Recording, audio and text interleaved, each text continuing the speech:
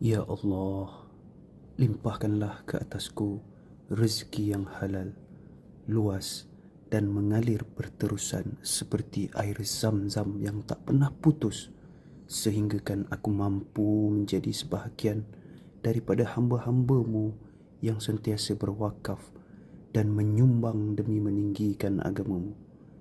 Jadikanlah harta di tanganku, ya Allah, sebagai jambatan ke syurga-Mu dan bukannya fitnah dunia.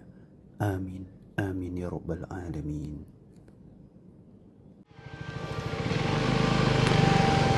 So okay guys, memandangkan hari ni aku cuti dan kebetulan aku ada dekat Negeri Sembilan, so aku ambil peluang ni untuk aku pergi sebuah masjid. Oh, ada Coffee Bean CBTL. Okay, sambung balik. Kebetulan aku ada dekat Negeri Sembilan atas urusan-urusan yang telah dijadualkan. So aku ambil peluang ni untuk aku pergi dekat sebuah masjid. Korang mesti dah tahu dah masjid ni. Masjid ni dah lama dah. Dan aku cuba buat konten sebab dekat konten aku tentang masjid ni tak ada. So why not aku buat konten dekat Masjid Sendayan. So jom kita pergi. Tak jauh pun daripada rumah mak aku. Lebih kurang dalam 15 km ya. So dah selesai urusan tadi. Sekarang ni aku menuju ke Masjid Sendayan Negeri Sembilan. Wah, sampai dah. Wah, masuk-masuk je. Traffic light terus. Sampai Masjid Sri Sendayan, nampak tak? Tu dia. Masjid Sri Sendayan. Sorogam indah. Masuk-masuk je. Terus dibagi jam lah. Menanda kan? Apa? Nak masuk waktu Zuhur. Yo. So cuba kita tahu cakap orang Negeri Sembilan lah. Okay, so aku pusing dulu macam ni. Pusing dulu. Mana Pondok Guard tak boleh pusing lah. Boleh pusing. Kita nak cari parking motor. Mana parking motor? Oh, dia boleh pusing. Oh, tu yang sediakan. Mana parking motor? Kita pusing belakang jap, tengok. Kita pusing sini ha. Nampak tak? Cantik ukiran mendongak bila masuk Kebetulan pula cuaca mendung. So itu pun salah satu faktor juga aku ambil keputusan untuk pergi ke Masjid Sendayan ni. So kalau hujan boleh lah, dan lepak-lepak dalam masjid ni dulu sebelum balik.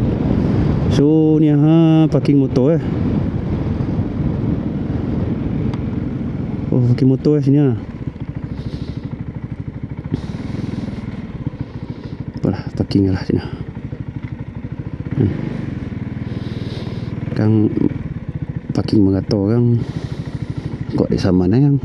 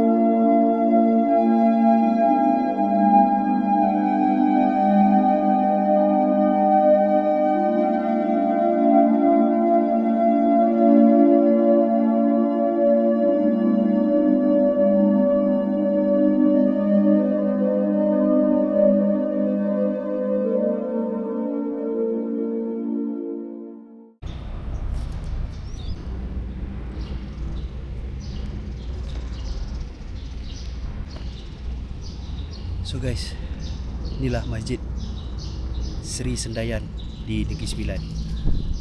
So kalau korang tengok ukiran-ukirannya dekat setiap penjuru, dekat setiap dinding, dekat setiap lekuk masjid ni, memang ada elemen-elemen lukisan-lukisan daripada Turki, daripada India. Kalau kita perhatikan betul-betul kan, itulah keunikan Masjid Sri Sendayan. So okay guys, sekian video ringkas. Okay, jangan lupa subscribe, share, like.